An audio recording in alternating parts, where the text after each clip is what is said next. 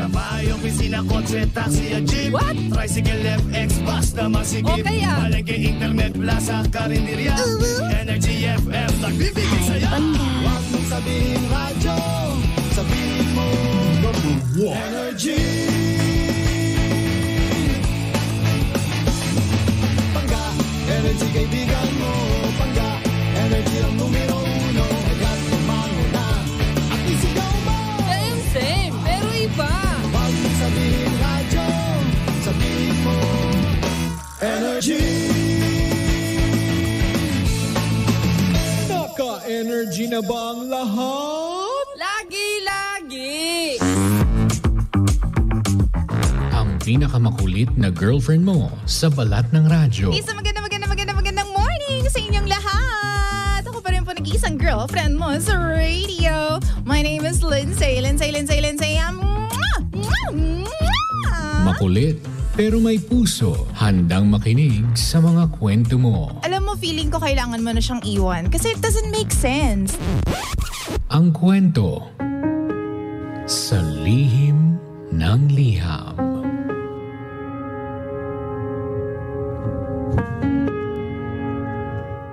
Mahal kong Lindsay. Hihingi lamang po sana ako ng advice mula sa mga kapwa ko babae.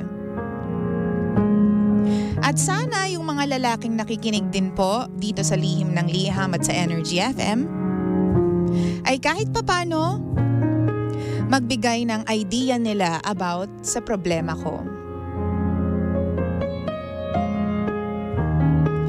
DJ Lindsay, hindi na po ako magpapaligoy-ligoy pa. Yesterday, I found out that my boyfriend has been turning off notifications from his messenger. As in, lahat po ng notifications. Hindi po nagpa-pop up. Lalong-lalo na kapag kasama po ako. Hindi naman po sana big deal dahil okay lang naman. Minsan kasi do not disturb mode din po ako kapag sobrang dami po ng nagme-message sa akin. Ayaw ko rin po ng notifications, DJ Lindsay. Or para hindi po ako maistorbo kapag kasama ko ang pamilya ko. Pero, meron po akong ibang nararamdaman sa boyfriend ko. Bakit nga kaya naka-turn off ang notifications ng cellphone niya? Lahat? Hindi lang po Messenger. Hindi lang po Viber. Lahat po ng applications. Nalaman ko po ito dahil meron po akong sinend na meme sa kanya habang magkasama kami. At hindi po yun nag-pop up sa cellphone niya. Nung tinanong ko siya, ang sabi niya sa akin, tinurn off niya daw po lahat ng notifications sa phone niya. Pero hindi naman po siya naka do not disturb mode. Hindi rin po Android ang cellphone niya. So unless he's on DND mode, ang only option lang po ay i-turn off ang notifications isa-isa sa bawat application. One by one, DJ Lindsay. Nung sinabi ko sa kanya na kailangan mong isa-isahin yung application na yan para ma-turn off mo yung notification. Ang sabi niya, di oo. Pinatay ko isa-isa. Anong problema dun?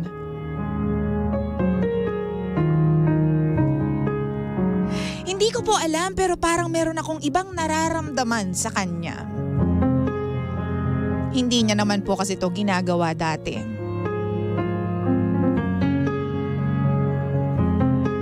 Sobrang tagal po niyang sumagot doon sa mga sumunod na tanong ko.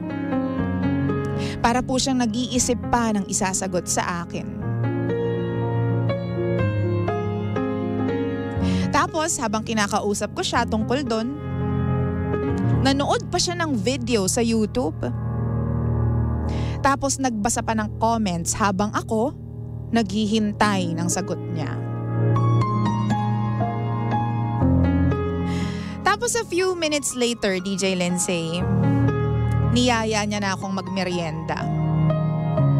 Out of the blue. Sabi niya sa akin, labas tayo. Parang ang sarap kumain ngayon eh. DJ Lindsay, almost 12 midnight na po nung time na yon. At hindi po siya ganong klase ng tao. Tamad po siyang umalis kapag late na. Nung sinabi ko sa kanya na, sige, pwede naman. Sabi niya sa akin, bakit daw parang nag-a-attitude ako? Sagot ko naman sa kanya, ha? Anong attitude? Pumayag nga ako. Tapos nung time na yon, parang gusto niyang makipag-away sa akin. Wala naman po siyang pagkukuhanan ng problema. He was trying to create an argument. Hindi ko po siya pinatulan that time. Tapos, imbes na umalis kami at kumain, pumunta na lang po siya sa kwarto. Ito pong muted messenger notifications na ito. Hindi mo talaga makikita lahat ng messages kung meron man. Kasi nga po, naka-off. Pero, wala naman po sanang problema doon eh. Pero kasi yung fact na yung partner ko ay hindi rin po ina-accept yung mga tag ko sa kanya, lalong-lalo na photos namin, yun po ang problema. Hindi niya po tinatanggap yung mga tag ko sa kanya sa Facebook. At ito pa, meron po siyang multiple accounts sa Facebook. Ang sabi niya sa akin, para daw sa trabaho. Recently lang din po, DJ Lindsay, umalis na po siya sa bahay ng mga magulang niya. At nagdesisyon po na manirahan na lang po ng solo. Ito po yung mga bagay na pag pinagtagni-tagni ko po, parang ang weird po ng dating sa akin. DJ Lindsay, wala po akong solid evidence to conclude na he is cheating on me. So ayoko naman po siyang i-accuse sa bagay na hindi ko naman po alam kung totoo. Pero ewan, itong lahat ng nangyayari na to feels off to me. Napaka-weird po niya para sa akin. DJ Lindsay, thank you so much sa pagbabasa po ng aking kwento. Nga po pala, my name is Era. At ito po ang lihim ng aking liham.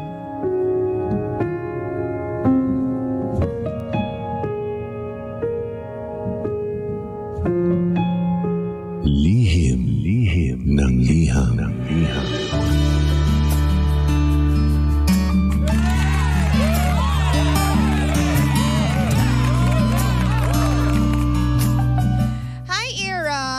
Taylor Swift ng pangalan mo. The Eras Tour. Era or Eras?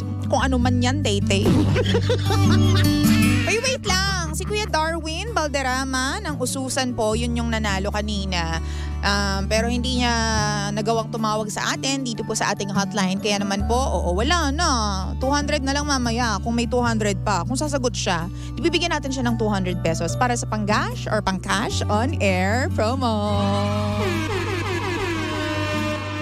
Parang humaharang yung pilik mata ko sa paningin ko. Ganun talaga. Anyways, Era, welcome to Lihim ng Liham. Thank you so much sa pagsisend in ng story mo dito po sa ating programa. At sa lahat po ng mga kakabukas pa lang ng kanilang mga radyo, ako po ang nag-iisang girlfriend mo sa radio. My name is Lindsay. Lindsay. Ito po ang Lihim ng Liham. Ang programang wala kang matututunan pero meron kang mararamdaman. Wow! Gusto mo yun? Gusto mo yun, friend? Ano na, alam nyo itong problema ni Era ha, in fairness naman, nakakatuwa kasi may mga kumbaga merong mga detalye, no? Na bakit nga kaya may mga taong nag-off talaga ng notification sa cellphone nila at hindi lang messenger, lahat ng notification. Sorry pero bilang isang babae na merong, alam mo to, may history ng panloloko, niloko pala, hindi pala panloloko. Hindi ako. May history na niloko po ako before. Syempre meron tayong maiisip na teka, something's fishy nga. Teka lang. Ba't parang meron ngang ibang nangyayari, di ba? I-off mo lang kasi talaga ang notification sa cellphone mo kapag nagigirits ka dahil ang dami-daming sinesend naman minsan talaga ng mga application na yan. Pero para i-off mo yung notification sa Messenger, feeling ko hindi dapat no? Kasi what if, emergency, diba? What if biglang may mag-message sa'yo galing sa bahay ninyo or galing sa ibang bansa, ganyan. Diba? Bakit mo i-off yung notification ng messenger mo? Well, sari-sariling desisyon, no? Ewan naman natin sa kanya kung anong judgment niya, bakit niya nga ino-off. Pero, syempre, kung hindi yan normal para sa girlfriend mo at hindi mo naman dating ginagawa yon, kumbaga nagsimula yung relasyon ninyong dalawa na nagpa-pop up yung mga notifications sa cellphone mo tas wala ka lang pakialam nun dahil bago pa lang kayo. Tapos all of a sudden, biglang magbabago. Ngayon, wala nang nakikitang nagpa-pop up na message. Di syempre, talagang maninibago yung girlfriend mo at magdududa yan. Unless maipaliwanag mo, di ba? Boys, unless maipaliwanag mo ng maayos na maayos kung bakit mo, alam mo yun, ino-off yung iyong notification. And yun, kapag nabigay mo yung justification na gusto niya, di ba? Magkakasundo naman siguro kayo, di ba? Kailangan mo lang mag-explain ng maayos. Kailangan mo lang i-communicate yan ng maayos sa girlfriend mo. Pero alam mo, totoo lang naman, sa totoo lang, no? Yung mga application ngayon, kung ano-ano kasing sinisend, di ba? Ultimo birthday, ultimo pag-change ng number, sinisend sa'yo. Although okay naman dahil nai-inform tayo, pero minsan too much. Wow! Diba? Pero yun nga, sabi po dito ni RJ, trust your instincts, girl. Oo nga naman. Sabi pa dito ng mga pangga natin, wait, Arman Pontawe, wow naman po. Ano yun? Sabi ni Van, silip lang po muna, Pretty Lindsay, Team Radyo, bago po matulog. Oh, thank you so much. Sabi pa dito, hi DJ Lindsay, good morning po sa atin. Sa message sender po natin, isip-isip po pag may time, mahirap pag ganyan ang karelasyon mo. Hindi ka din magkakaroon po ng peace of mind. Miss Era, kasi po, para naman tinatago kanyang girlfriend mo. Di ba? Parang tinatago ka naman niyang boyfriend mo, di ba? Kausapin mo na lang siya ng maigi na bakit ganun, di ba? Para maging maayos naman po yung relationship ninyong dalawa. Pala. Meron pa nga palang isang problema. Hindi tinatanggap ng boyfriend niya yung mga tagged photos sa kanya nitong si Era. Yun yung biggest red flag of all time. Diba? Sa lahat po na may mga Facebook dyan, kapag hindi tinanggap ng boyfriend mo yung tinatag mo na photo sa kanya, bakit? Anong rason? Diba? Oo. Tapos ang malupit pa dyan, kapag kinuha mo yung cellphone niya, tapos inaccept mo, tapos binura niya pa. Diba? Minsan kasi ganun, diba? Itatag ko sa iyo yung photos natin, o i-accept mo ganyan. May mga pananakot tayo accept mo naman yung photos natin, ganyan tayo diba? Pero kapag hindi nangyari yun, at ang nangyari ay, tinag mo sa kanya yung photos, tas kinuha mo yung cellphone, inaccept mo sa sarili mo, 'di ba? Tapos nung nakuha ng boyfriend mo yung cellphone niya, dinilit niya yung photos ninyo. Ay te, doon ka na talaga mag-overthink ng malalang malala. Ibig sabihin nga, meron siyang ginagawang hocus-pocus. Malay natin, nagmamekos-mekos lang siya ng mga babae. Ay, ayaw natin sana sabihin yon. Pero, oo, minsan ganun nga talaga eh. 'Di ba? Totoo naman. At saka kapag may multiple accounts, 'di ba? Multiple ibig sabihin ilan ang accounts ng boyfriend niya. Para daw sa work. Oh, dapat yung babae may access doon sa mga accounts na yan. Or kung hindi man access, dapat okay lang sa'yo na tingnan ng girlfriend mo yung mga accounts na yan kung and only kung wala kang tinatago. Diba? Oh, sabi ni Ate Faye Lara, naku, red flag po talaga yan. Totoo naman. Pa-shoutout naman po sa lahat ng mga taga Malolos, Bulacan. Hello, kay Villa Senior. Hello. Sabi dito, oh may something yung boyfriend. Naku girl, ayawan mo na yan. May kalato-lato na yang iba. Diba? Tapos talagang overthink malala ito mga baby girls dahil umalis pa siya doon sa bahay ng parents niya. So ibig sabihin, living alone na si kuya. Diba? Okay lang naman yun kung living alone siya tapos ikaw anytime gusto mo pumunta doon may access ka. Diba sa US nga, ibiba parang malalaman mo lang na seryoso sa'yo yung isang tao kapag binigyan ka na niya ng susi sa pintuan ng kanyang apartment. Ibig sabihin nun, all access ka na sa bahay niya. Anytime pwede kang pumunta doon kahit anong oras, kahit anong okasyon, kahit kung anong meron man, 'di ba? Gusto mong matulog doon, okay lang. Oo. Pero 'di ba dito sa Pilipinas kasi walang ganyan tayong practice eh. Sana bigyan ka niya ng susi sa apartment niya, no? Para anytime na gusto mong pumunta, makakapunta ka. Ibig sabihin lang din nun, wala siyang tinatagong kahit ano. Diba? Sabi po dito, pa-shoutout naman po dito sa Batangas City, sabi ni JV Dalisay. Oo. Hello sa inyo dyan sa mga taga Batangas. Sabi ni Diesta, iwan mo na yan ate girl.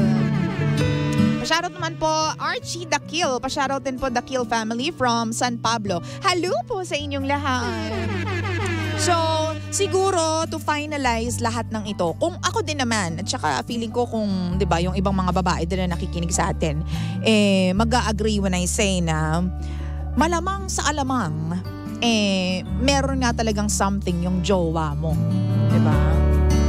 Sabi ni Arch, susi is the key. Ay, nako. May something talaga yung jowa mo at saka you wouldn't feel that way kung wala, 'di ba? Alam mo yung girls or women's instinct, no? Naniniwala ako na regalo 'yan ng universe, regalo 'yan ng Lord sa atin, girls and women out there, mga sisters. Regalo 'yan ng Panginoon sa atin. Kasi tayo yung weaker sex eh. Pumayag na tayo, totoo naman. Mas malakas naman talaga ang mga lalaki. Oo, mas matalino lang tayo. Hi! Diba? Ang mga babae talaga, you know, when it comes to yung strength, mas mahina naman talaga tayo. O, wag na tayong wag na tayong kumontra dyan. Pero kaya nga tayo binigyan ng instincts ng Panginoon is para maramdaman ang mga bagay-bagay na wala tayong kakayanan na makita. Wow! Kasi dyan talaga rich ang mga babae sa emotion, sa pakiramdam, ganyan. So, gamitin mo yung instincts mo kasi it's not there for nothing, 'di ba? It's there for a reason. Kung ba't mo nararamdaman yung mga bagay-bagay na yan. Bakit mo naisip na, ay may something to, 'di ba? Oo, para maisip mo yung bagay na yan, ibig sabihin may pinanggalingan yan. Oo. So, gamitin mo yung binigay sa'yo ni Lord. Hindi ko naman sinabi na kapag meron kang instinct, talagang awayin mo na agad yung jowa mo. No. Siguro ito yung sign ng universe na siguro mag-imbestiga ka. Oo. Go on deeper sa mga bagay-bagay. 'Di ba? Siguro ito yung yung tipong kurot sa'yo ng universe na, uy, bakla, baka gusto mong diba, mag-laser focus muna sa jowa mo dahil, huy, may ginagawa siya na hindi mo alam. May ginagawa siya behind your back. Mga ganyang eme. So, gamitin natin ang ating mga instincts, hindi para mang-away ng jowa o ng asawa, pero para i-guide tayo, diba, sa mga bagay na hindi natin nakikita, hindi natin naririnig. Oo, kasi pakiramdam yan diba? It's more of feeling sa paligid mo.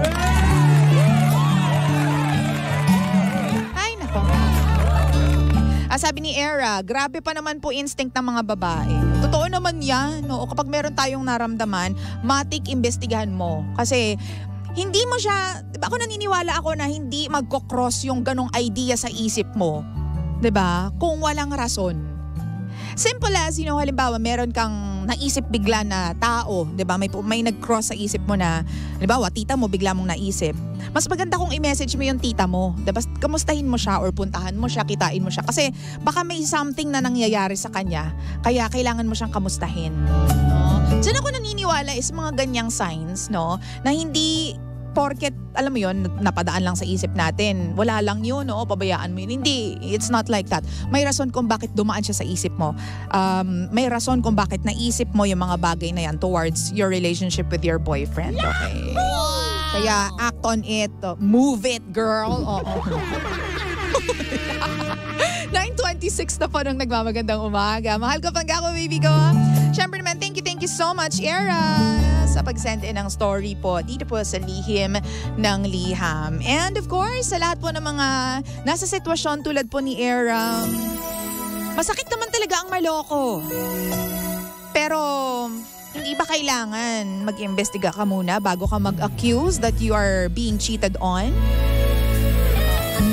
Isipin mo yun. Imbestiga muna, friend. Di ka